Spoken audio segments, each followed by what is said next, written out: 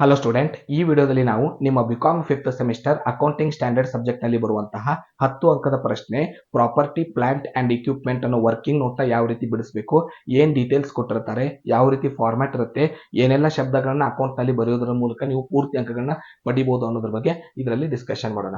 So ಒಂದು example ತಗೊಂಡಿದ್ದೀನಿ. So ಮೊದಲನೇ ಪ್ಯಾರಾಗ್ರಾಫ್ ಏನಿದೆ ಕಂಪ್ನಿ ಡೀಟೇಲ್ಸ್ ಬಗ್ಗೆ ಇರುತ್ತೆ ಮತ್ತು ನಾವು ಪ್ರಿಪೇರ್ ಮಾಡಬೇಕಾಗಿರೋದು ಏನು ಅನ್ನೋದನ್ನ ಕೊಟ್ಟಿರ್ತಾರೆ. ಸೊ ನಾವು ಪ್ರಿಪೇರ್ ಮಾಡಬೇಕಾಗಿರೋದು ಪ್ರಾಪರ್ಟಿ ಪ್ಲಾಂಟ್ ಅಂಡ್ ಇಕ್ವಿಪ್ಮೆಂಟ್. ಯಾವ ಕಂಪ್ನಿ ಅಂದ್ರೆ ನಕ್ಷಾ ಲಿಮಿಟೆಡ್ ಅನ್ನೋ ಕಂಪ್ನಿದು. ಎದ್ರ ಪ್ರಕಾರ ಅಂದ್ರೆ ಶೆಡ್ಯೂಲ್ 3 ಕಂಪನಿ ಆಕ್ಟ್ 2013 ಪ್ರಕಾರ.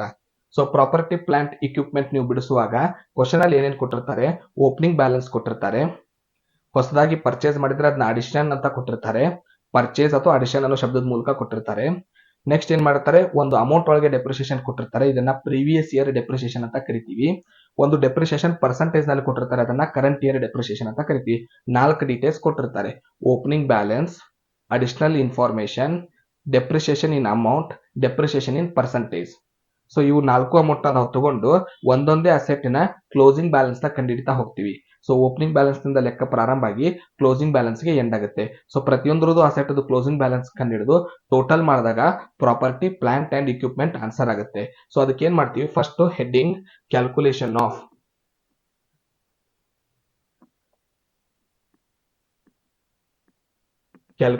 Of property plant and equipment.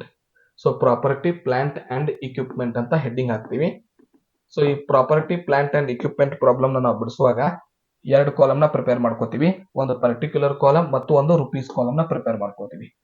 So ಈ ಪರ್ಟಿಕ್ಯುಲರ್ ಮತ್ತು ರುಪೀಸ್ ಕಾಲಮ್ ನ ಸಾಲ್ವ್ ಮಾಡುವಾಗ ಒಂದೊಂದೇ ಅಸೆಟ್ ಹೆಸರನ್ನ ನೋಡ್ತಾ ಹೋಗ್ತೀವಿ. ಈ ಕ್ವಶನ್ ಅಲ್ಲಿ ಎಷ್ಟು ಅಸೆಟ್ ಬಂದಿದೆ ಮೊದಲು ನೋಡೋಣ. ಸೊ ಟೋಟಲ್ ಇದರಲ್ಲಿರೋದು ಲ್ಯಾಂಡ್ ಬಂದಿದೆ, ಬಿಲ್ಡಿಂಗ್ ಬಂದಿದೆ, ಪ್ಲಾಂಟ್ ಅಂಡ್ ಮಷಿನರಿ ಬಂದಿದೆ, ಫರ್ನಿಚರ್ ಬಂದಿದೆ. ಒಂದ್ ವೇಳೆ ಈ ಅಸೆಟ್ ನಲ್ಲಿ ಏನಾದ್ರೂ ಗುಡ್ ವಿಲ್ ಕೊಟ್ರೆ, ಪೇಟೆಂಟ್ ಕೊಟ್ರೆ ಅದನ್ನು ಬಿಡಿಸಬಾರದು. ಯಾಕಂದ್ರೆ ಅವು ನಮ್ಮ property plant and equipment note ನಂಬರ್ಗೆ ಸಂಬಂಧ ಇರಲಾರ್ದಂತ ಇನ್ಟ್ಯಾಂಜಿಬಲ್ ಅಸೆಟ್ಸ್. ನಮಗೆ ಬೇಕಾಗಿರೋದು ಅವರು ಕೊಟ್ಟಿರುವಂತ ಐಟಮ್ಸ್ ನಲ್ಲಿ ಗುಡ್ ವಿಲ್ ಬಿಟ್ಟು ಪೇಟೆಂಟ್ ಬಿಟ್ಟು ಉಳಿದಿದ್ದೆಲ್ಲವೂ property plant and equipment. So ಮೊದಲನೇ ಅಸೆಟ್ ಏನಿದೆ, ಲ್ಯಾಂಡ್. ಸೊ ಲ್ಯಾಂಡ್ ನ ಅಮೌಂಟ್ ಎಷ್ಟು ಕೊಟ್ಟಿದ್ದಾರೆ, 60 ಲ್ಯಾಕ್.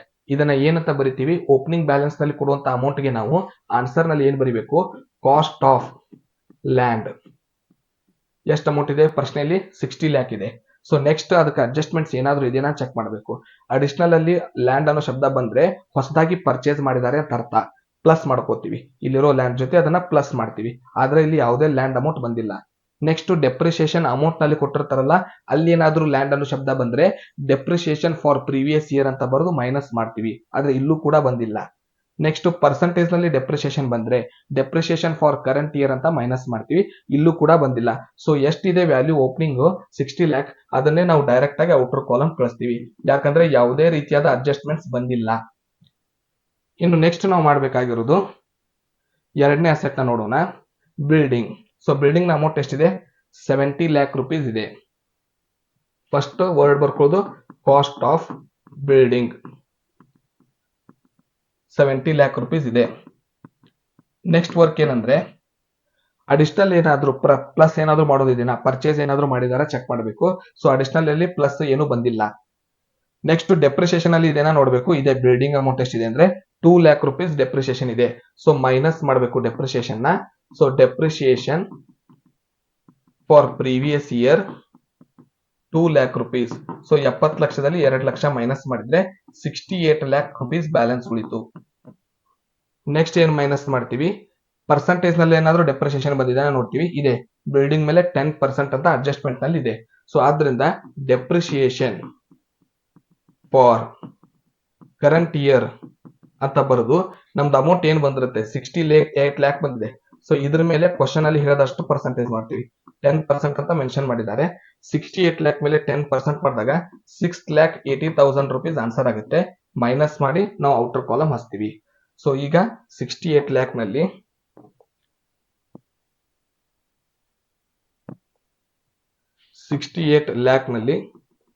ಮೈನಸ್ 6,80,000 ಮೈನಸ್ ಮಾಡಿದಾಗ 61,20,000 ಬ್ಯಾಲೆನ್ಸ್. ಸೊ ಎರಡನೇ ಅಸೆಟ್ ಕೆಲಸ ಮುಗೀತು. ಥರ್ಡ್ ಅಸೆಟ್ ಈಗ. ಸೊ ಪ್ರಶ್ನೆಯಲ್ಲಿರುವಂತಹ ಥರ್ಡ್ ಅಸೆಟ್ ಯಾವ್ದಿದೆ, plant and equipment. Opening balance ಎಷ್ಟಿದೆ, 5 ಲ್ಯಾಕ್. ಸೊ ಅದನ್ನ ಏನಂತ ಬರೀಬೇಕು, cost of plant and equipment. Cost of plant and equipment. So ಎಷ್ಟಿದೆ ಪ್ರಾಬ್ಲಮ್ ನಲ್ಲಿ, 5 ಲಕ್ಷ ರೂಪಾಯಿ ಇದೆ. ಇನ್ನರ್ ಕಾಲಮ್ ನಲ್ಲಿ ಬರ್ಕೋತೀವಿ. ಅಡಿಷನಲ್ ಏನಾದ್ರೂ ಇದನ್ನ ಚೆಕ್ ಮಾಡ್ತೀವಿ, ಇದೆ. ಸೊ 1 ಲಕ್ಷ ಪ್ಲಸ್ ಇದೆ, ಹೊಸದಾಗಿ ಪರ್ಚೇಸ್ ಮಾಡಿರೋದು. ಸೊ ಪರ್ಚೇಸ್ ಅಂತ ಬರೋದು, ಅಡಿಷನಲ್ ಅಂದ್ರೆ ಪರ್ಚೇಸ್. 1 ಲ್ಯಾಕ್ ರುಪೀಸ್ ಪರ್ಚೇಸ್ ಮಾಡಿದ್ದಾರೆ. ಸೊ ಓಲ್ಡ್ ಮತ್ತು ನ್ಯೂ ಮಷಿನ್ ಸೇರಿ ಈಗ 6 ಲ್ಯಾಕ್ಸ್ ರುಪೀಸ್ ಮಷಿನ್ ಇದೆ. ಡೆಪ್ರಿಸಿಯೇಷನ್ ಅಮೌಂಟ್ ನಲ್ಲಿ ಇರೋದನ್ನ ಚೆಕ್ ಮಾಡ್ತೀವಿ, ಇದೆ 1 ಲ್ಯಾಕ್ ರುಪೀಸ್ ಇದೆ. ಸೊ ಮೈನಸ್ ಅಂತ ಹಾಕಿ ಡೆಪ್ರಿಸಿಯೇಷನ್ ಫಾರ್ ಪ್ರೀವಿಯಸ್ ಇಯರ್ ಅಂತ ಬರಿತೀವಿ. 1 ಲ್ಯಾಕ್ ರುಪೀಸ್ ಇದೆ. 6 ಲ್ಯಾಕ್ ನಲ್ಲಿ 1 ಲ್ಯಾಕ್ ಮೈನಸ್ ಮಾಡಿದಾಗ 5 ಲ್ಯಾಕ್ ರುಪೀಸ್ ಬ್ಯಾಲೆನ್ಸ್ ಉಳಿತು. ಕರೆಂಟ್ ಇಯರ್ ಡೆಪ್ರಿಸಿಯೇಷನ್ ಹುಡುಕ್ತಿವಿ. ಪರ್ಸೆಂಟೇಜ್ ನಲ್ಲಿರುವಂತ ಡೆಪ್ರಿಸಿಯೇಷನ್ ಹುಡುಕ್ತಿವಿ. ಸೊ ಎಷ್ಟು ಪರ್ಸೆಂಟ್ ಇದೆ ಪ್ಲಾಂಟ್ ಅಂಡ್ ಮಷಿನ್ ಮೇಲೆ, 20% ಇದೆ. ಸೊ ನಾವು ಕಂಡಿಡಿದಂತ ಅಮೌಂಟ್ 5 ಲಕ್ಷ ಇದೆಯಲ್ಲ, ಅದ್ರ ಮೇಲೆ 20% ಮಾಡ್ತೀವಿ. ಸೊ ಪರ್ಸೆಂಟೇಜ್ ನಲ್ಲಿ ಕೊಟ್ಟಿರೋದನ್ನ ಕರೆಂಟ್ ಇಯರ್ ಡೆಪ್ರಿಸಿಯೇಷನ್ ಅಂತ ಕರಿತೀವಿ. 5 ಲಕ್ಷಕ್ಕೆ 20% ಮಾಡಿದಾಗ 1 ಲ್ಯಾಕ್ ಅಮೌಂಟ್ ಬರುತ್ತೆ. ಮೈನಸ್ ಮಾಡಿದಾಗ 4 ಲ್ಯಾಕ್ ಔಟರ್ ಕಾಲಮ್. ಇನ್ನು ಕೊನೆ ಅಸೆಟ್ 4ನೇದು ಕ್ವಶನ್ ಅಲ್ಲಿ ಇರೋದು ಫರ್ನಿಚರ್. ಸೊ ಇದರ ಓಪನಿಂಗ್ ಬ್ಯಾಲೆನ್ಸ್ ಎಷ್ಟಿದೆ, 1 ಲ್ಯಾಕ್ ರುಪೀಸ್ ಇದೆ. ಸೊ ಇಲ್ಲಿ ಏನಂತ ಬರಿತೀವಿ, cost of furniture. Cost of furniture. So question ಅಲ್ಲಿರುವಂತಹ cost of furniture 1 lakh rupees ಇದೆ. Plus purchase. ಸೊ ಪರ್ಚೇಸ್ ಅಂದ್ರೆ ಅಡಿಷನಲ್ ಅಮೌಂಟ್ ನಲ್ಲಿ ಎಷ್ಟಿದೆ, ಅಡಿಷನಲ್ ಮತ್ತೆ ಹೊಸದಾಗಿ ಪರ್ಚೇಸ್ ಮಾಡಿದ್ದವರು 2 ಲ್ಯಾಕ್. ಸೊ ಹಳೇದು 1 ಲಕ್ಷ ರೂಪಾಯಿ ಫರ್ನಿಚರ್ ಇತ್ತು, ಹೊಸದಾಗಿ 2 ಲ್ಯಾಕ್ ರುಪೀಸ್ ಪರ್ಚೇಸ್ ಮಾಡಿದ್ದಾರೆ. ಟೋಟಲ್ ಅಮೌಂಟ್ 3 ಲ್ಯಾಕ್ ಆಯ್ತು. ಮೈನಸ್ ಡೆಪ್ರಿಸಿಯೇಷನ್ ಅಮೌಂಟ್ ನಲ್ಲಿ ಎಷ್ಟಿದೆ, ಫರ್ನಿಚರ್ ಡೆಪ್ರಿಸಿಯೇಷನ್ ಅಮೌಂಟ್ ನಲ್ಲಿ 50,000 ಇದೆ. Minus depreciation for previous year 50,000 ಇದೆ. 3 ಲಕ್ಷದಲ್ಲಿ 50,000 ಮೈನಸ್ ಮಾಡಿದ್ರೆ 2,50,000 ಬ್ಯಾಲೆನ್ಸ್ ಉಳಿತು. ಮತ್ತೊಂದು ಮೈನಸ್ ಮಾಡೋದಿರುತ್ತೆ ಡೆಪ್ರಿಸಿಯೇಷನ್, ಅದನ್ನ ಕರೆಂಟ್ ಇಯರ್ ಡೆಪ್ರಿಸಿಯೇಷನ್ ಅಂತ ಕರಿತೀವಿ. So depreciation for current year percentage ನಲ್ಲಿ ಇರೋದನ್ನ ಕರೆಂಟ್ ಇಯರ್ ಅಂತ ಕರಿತೀವಿ. ಡೆಪ್ರಿಸಿಯೇಷನ್ 30% ಇದೆ. ನಾವು ಕಂಡಿಡಿದ ಅಮೌಂಟ್ ಮೇಲೆ ಮಾಡ್ಬೇಕು ಅದನ್ನ. ಸೊ 2,50,000 ರೂಪಾಯಿ ಏನ್ ಬ್ಯಾಲೆನ್ಸ್ ಬಂದಿದೆ, ಸೊ ಇದ್ರ ಮೇಲೆ ನಾವು ಏನ್ ಮಾಡ್ತೀವಿ, 2,50,000 ರೂಪಾಯಿ ಮೇಲೆ 30% ಕ್ಯಾಲ್ಕುಲೇಷನ್ ಮಾಡ್ತೀವಿ. 75,000 ಆನ್ಸರ್ ಬರುತ್ತೆ. ಮೈನಸ್ ಮಾಡಿದ ನಂತರ 2.5 ಲಕ್ಷದಲ್ಲಿ 75,000 ಮೈನಸ್ ಮಾಡಿದ ನಂತರ 1,75,000 ಬ್ಯಾಲೆನ್ಸ್ ಉಳಿಯುತ್ತೆ. ಇವು 4 ಅಸೆಟ್ನ ವ್ಯಾಲ್ಯೂ ಕಂಡಿಡಿದ ನಂತರ ಟೋಟಲ್ ಮಾಡಿದ್ರೆ ಅದೇ property plant and equipment note number 60 lakh plus ಇದು land amount. Next building amount 61,20,000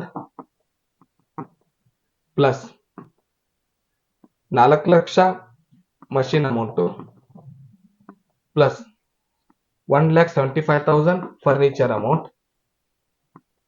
so ನಾವು total amount 1,26,95,000 rupees. This is property, plant and equipment calculation.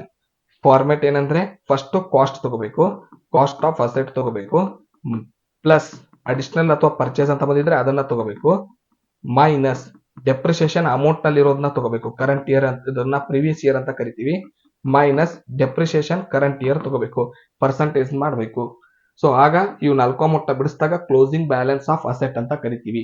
So ಇದಿಷ್ಟು ಪ್ರಾಪರ್ಟಿ ಪ್ಲಾಂಟ್ ಅಂಡ್ ಇಕ್ವಿಪ್ಮೆಂಟ್ ಬಿಡಿಸುವಂತ answer. ಮುಂದಿನ ವಿಡಿಯೋದಲ್ಲಿ ಮತ್ತೊಂದು ಮೆಥಡ್ ನೊಂದಿಗೆ ಸಿಗೋಣ. ಧನ್ಯವಾದಗಳು.